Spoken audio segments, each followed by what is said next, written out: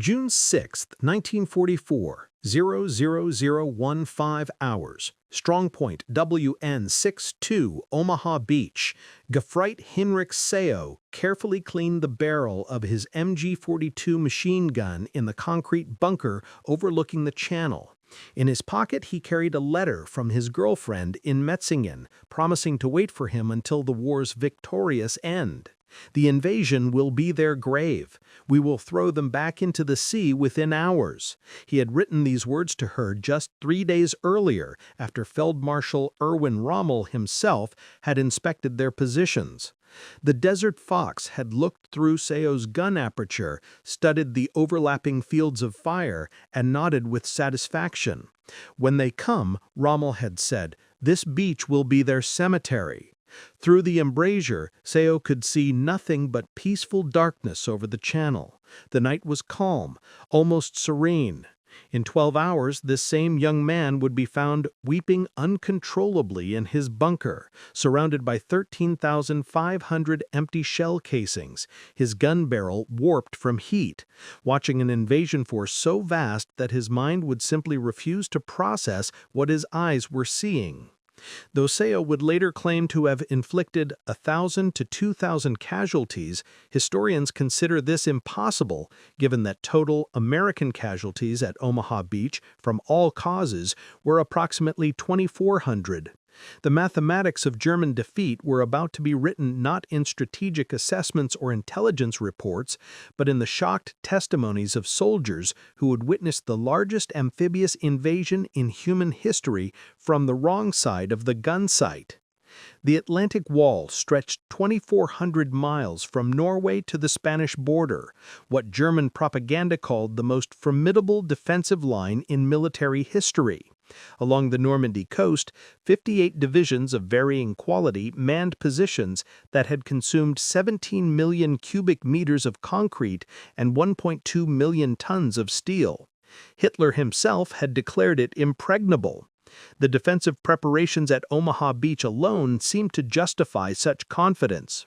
The U.S. Army Center of Military History records that the Germans had constructed 8 concrete bunkers, 35 pillboxes, 4 artillery positions, 18 anti-tank gun positions, 45 rocket launcher sites, 85 machine gun nests, and 6 mortar pits. The beach itself had been turned into a killing field. 3,700 obstacles had been planted in the tidal zone, including Belgian gates, Czech hedgehogs, and wooden stakes, many topped with teller mines. Behind the beaches, 6.5 million mines had been laid, though Rommel had wanted 60 million. Colonel Ernst Goth, commanding the 916th Grenadier Regiment near Bayeux, had calculated the defensive firepower in his sector. His 4 batteries could theoretically deliver 120 rounds per minute into the beach sectors. Combined with other batteries, the Germans could concentrate massive firepower on any landing attempt. These calculations, however, assumed unlimited ammunition, an assumption that would prove fatally flawed. June 5th had brought weather that Luftwaffe meteorologist Walter Stube in Paris had declared impossible for invasion. Wind speeds reached 20 to 25 knots, waves climbed to 6 feet, and low clouds hung at 500 feet. Stube, using data from U-boat and weather stations, had assured the High Command that conditions would remain poor for at least 2 weeks. Based on this forecast, many senior officers had left their posts. Rommel himself had departed for Germany on June 5th to celebrate his wife's birthday, carrying a pair of gray suede shoes he had purchased in Paris. General Friedrich Dollmann, commanding the 7th Army, had ordered division commanders to attend war games at Rennes. Even the naval patrols that normally swept the channel had been canceled due to rough seas. This meteorological confidence would prove the first German miscalculation. Unknown to Stube, the Allies possessed weather stations in Greenland and weather flights over the Atlantic that detected a brief break in the storm, a 36-hour window that Group Captain James Stagg had identified and Eisenhower had seized. At 23:15 hours on June 5th, radar stations along the Norman coast began detecting unusual activity. Freya and Woodsburg radar sets picked up massive aerial formations approaching from the north. The operators, however, had seen this before: Allied deception raids designed to keep German forces on alert.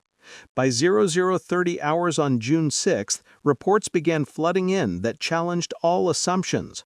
Full-Scherger paratroopers were landing across Normandy, but the reports made no sense. Some units reported paratroopers to the east, others to the west. Some claimed they were British, others American. Dummy paratroopers with firecrackers attached, part of Operations Titanic and Rupert, added to the confusion. Major Hans von Luck, commanding the 125th Panzer Grenadier Regiment of the 21st Panzer Division, was one of the first to grasp the situation's gravity. Awakened by reports of paratroopers landing near his positions, he immediately requested permission to attack. The response from division headquarters: "Do not move until the situation clarifies." Von Luck would later write in his memoir, Panzer Commander, "I knew at that moment we were lost." The paratroopers were clearly marking flanks for a landing. Every minute we waited gave them time to consolidate, yet we sat paralyzed by our own command structure. June 6, 0530 hours. As the first gray light began to illuminate the channel, German observers in forward positions began reporting something that their training had never prepared them for. Wrlitschkart, whose presence at the coast remains disputed by some historians, including Hinrich Seau himself, was credited in some accounts as being among the first to report the Armada.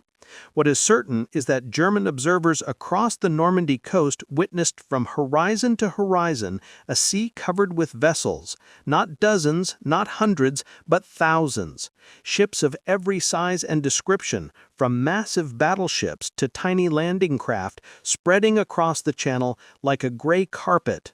The invasion fleet consisted of 6,939 vessels, according to official Allied records, 1,213 warships, 4,126 landing craft, 736 ancillary vessels, and 864 merchant ships.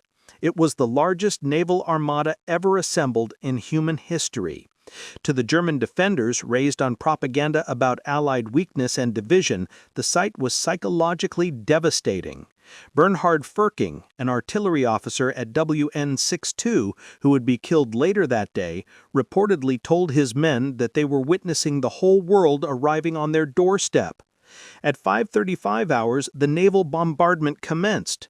Nothing in the German defenders' experience, not the Eastern Front, not the heaviest RAF raids, had prepared them for what followed.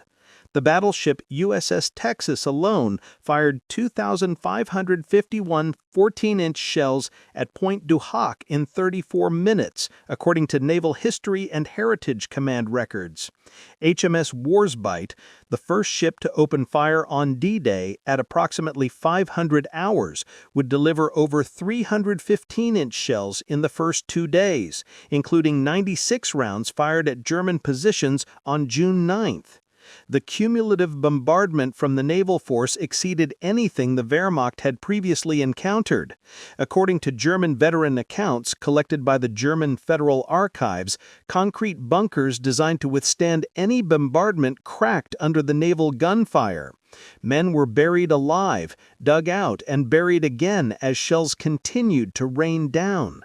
The psychological impact was as devastating as the physical destruction. These fortifications, in which they had placed absolute confidence, were crumbling like sandcastles. As the naval bombardment continued, the Luftwaffe's response revealed the true desperation of the German position. Oberst Yusuf Pips, Prill commanding Jagdgeschwader 26, received orders to attack the invasion fleet with his entire force. His response, recorded in the Wing's War Diary: "What entire force? I have 2 planes." The Luftwaffe, which had promised air superiority over any invasion, could muster only 319 sorties on D-Day against 14,674 Allied sorties. According to U.S. Navy Office of Naval Intelligence records, Priller and his wingman Oberfinwage Heinz Vodakik made the only Luftwaffe attack on the beaches during the morning of June 6th, strafing Sword Beach once in their FW-190 AA fighters before fleeing from overwhelming Allied fighter cover. This single strafing run by two planes against an invasion force of thousands became a symbol of German impotence. The promised knights of the air who would darken the skies over any invasion had been reduced to a futile gesture. At 0630 hours, the first assault waves hit the beaches. German defenders, despite the bombardment, manned their positions and opened fire. What followed was carnage that shocked even hardened veterans. Hinrich Seau, the machine gunner at WN-62, began firing at 0635 hours. His position, one of the few undamaged by the bombardment, commanded perfect fields of fire across Omaha Beach. In his 2005 memoir, WN-62 Erinnerungen and Omaha Beach, he stated he fired 13,500 rounds over 9 hours. While Seau claimed massive casualties, military historians note that his position, though deadly, was only one of many factors in the Omaha Beach casualties, and specific numbers cannot be verified. What is certain is that his MG-42, firing at a rate of 1,200 rounds per minute in short bursts, contributed significantly to what became known as Bloody Omaha. The German defenders began experiencing what military historians would later term material shock, the mental breakdown caused by confronting overwhelming force. No matter how many Americans, British, or Canadians fell, more appeared. Every destroyed landing craft was replaced by 3 more. Every silenced machine gun position was suppressed by naval gunfire that seemed unlimited. By midday, German positions began reporting critical ammunition shortages. The defensive plans had calculated ammunition expenditure based on repelling a limited assault. Nobody had planned for this scale of attack. According to Wehrmacht supply records, positions that had ammunition calculated for a 3-day battle exhausted their supplies within hours. Artillery batteries, the backbone of the defense, faced similar crises. The carefully husbanded ammunition supplies vanished under the intensity of combat. Attempts to bring forward reserve stocks failed. Every road was under constant Allied fighter-bomber attack. The contrast with Allied firepower was stark. German observers noted that American destroyers would fire hundreds of shells at single targets, while German artillery was rationed to 4 shells per gun per day by the afternoon of D-Day. The German Armor Reserve, the force that Rommel had insisted must defeat any invasion on the beaches, remained paralyzed through the critical morning hours. The 21st Panzer Division, the only armored unit close to the beaches, did not receive orders to attack until 1000 hours, 4 hours after the landings began. When the 21st Panzer finally attacked at 1620 hours, they advanced between British airborne landing zones toward the coast. According to divisional records, they reached the shore between Lyon-sur-Mer and Luc-sur-Mer around 1900 hours, the only German armored unit to reach the coast on D-Day. However, at 2100 hours, they witnessed the arrival of Operation Millard. 250 gliders bringing reinforcements to the British 6th Airborne Division. Interpreting this massive air armada as a threat to their flanks, they withdrew. The division lost 54 tanks and armored vehicles on D-Day, approximately 25% of their strength in a single day. The counterattack also encountered specialized Allied armor they had never seen before. Hobart's Funnies, modified tanks with flails for mine clearing, flamethrowers, and bridging equipment, seemed to belong to a different era of warfare entirely. Throughout D-Day, German units faced a threat they had never encountered at this scale: massive airborne forces operating behind their lines. The 6th Airborne Division, British, and the 82nd and 101st Airborne Divisions, American, created chaos that multiplied their actual strength. Oberst Friedrich von de Mellenthin, Germany's most experienced paratrooper commander serving with the 6th Fallschirmjäger Regiment was in Normandy during the invasion. His professional assessment, recorded in post-war interviews, was damning. The Allied airborne operation was everything ours had never been: massive, coordinated, and supplied. We dropped battalions. They dropped divisions. We were supplied by single aircraft. They had endless streams of gliders and transport planes. The psychological impact of paratroopers appearing everywhere paralyzed German responses. Units refused to move, fearing ambush. Others fired at shadows, sometimes at their own men. The confusion multiplied German problems exponentially. As D-Day progressed, German command and control disintegrated. Allied aircraft systematically destroyed communication lines. French resistance, activated by coded BBC messages, cut telephone cables and destroyed relay stations. Radio communications were jammed by Allied electronic warfare units. General Lieutenant Max Pemmel, Chief of Staff of the 7th Army, attempted to coordinate the defense from his headquarters at Lamar. His war diary records increasing frustration as contact with forward units disappeared. By noon, entire divisions had vanished from the communication network. Individual unit commanders made decisions in isolation without knowledge of the larger picture.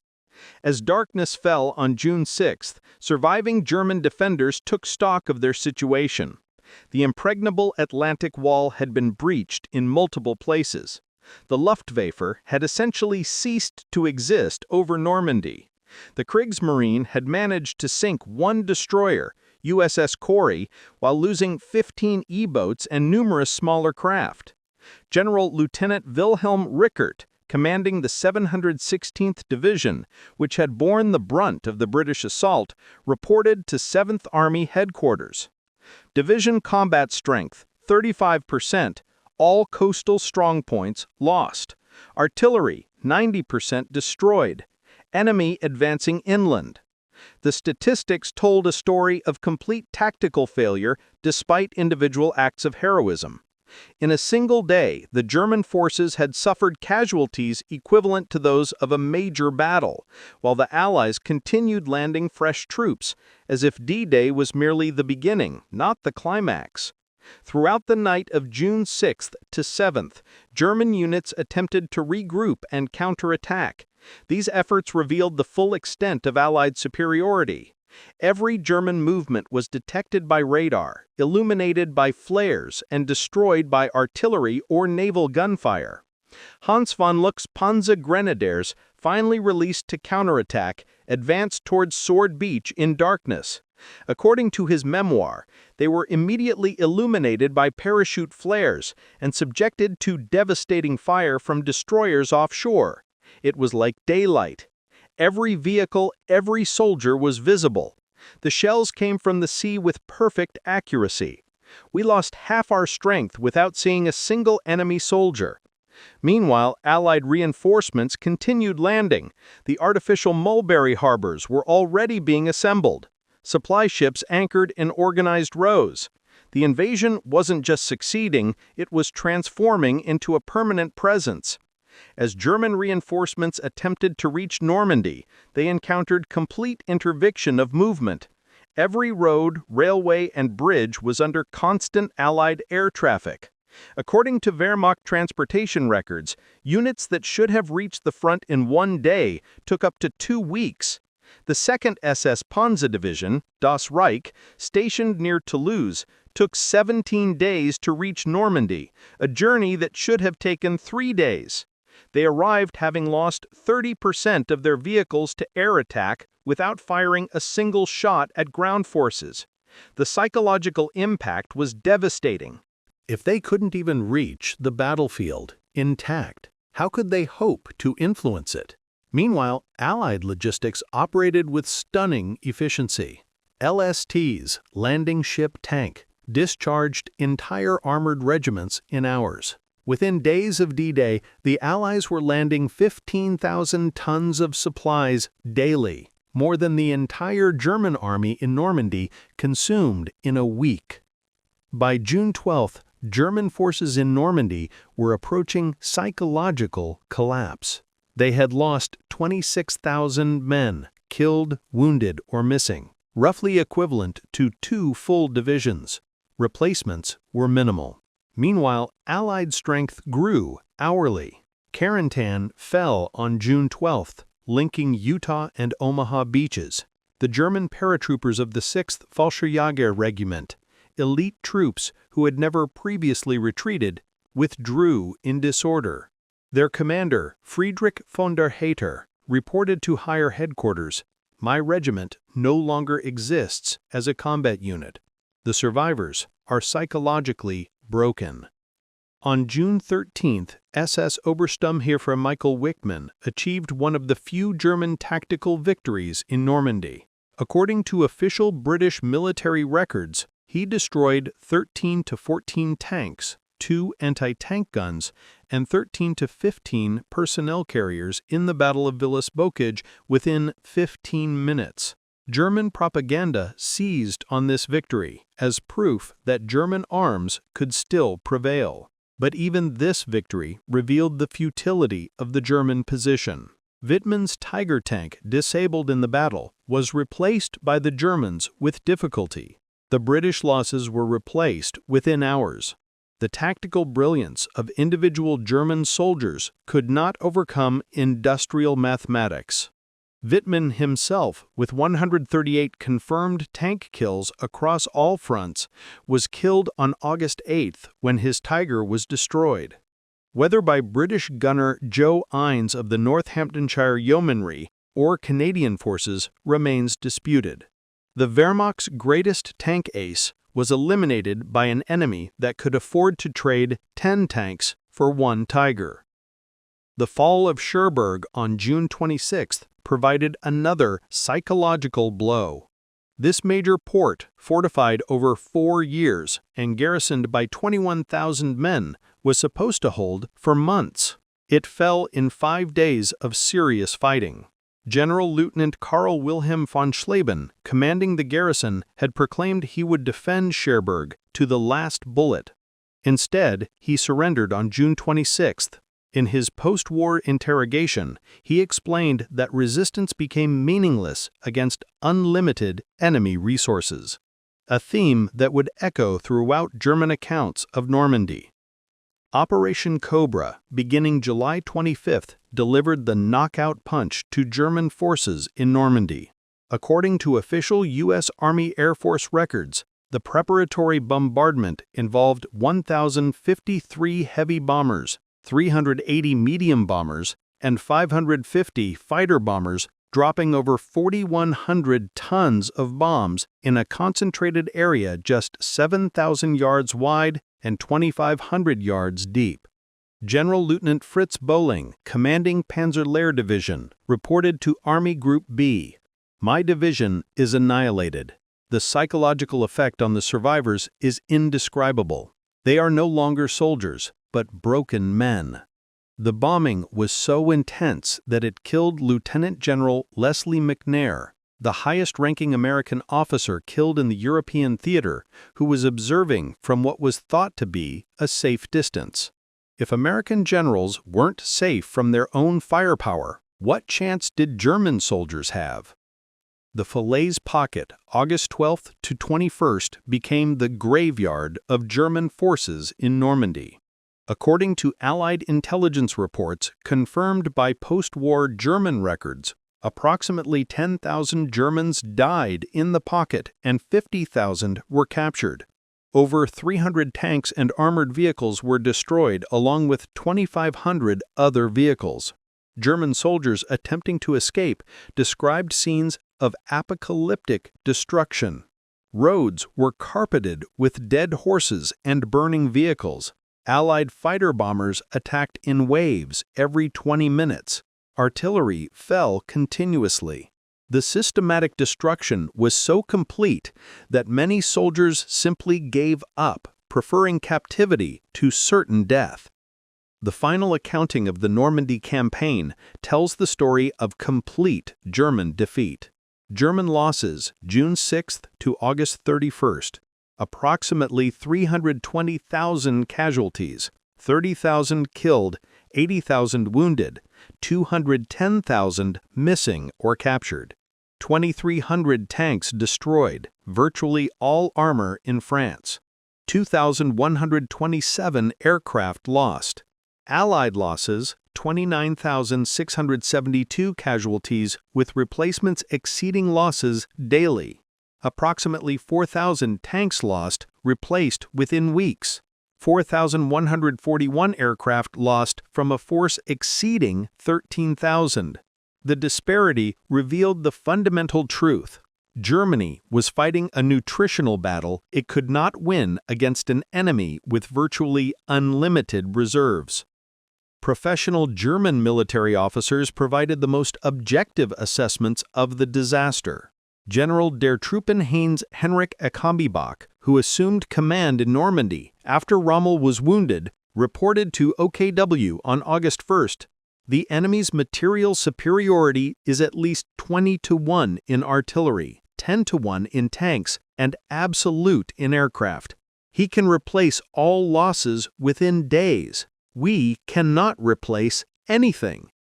General Hans Spiedel, Rommel's chief of staff, wrote in his 1949 memoir, "Normandy proved that courage alone could not overcome industrial supremacy. We faced an enemy who had mechanized not just warfare, but victory itself." General Feldmarschall Erwin Rommel left the most powerful testament to the Normandy experience.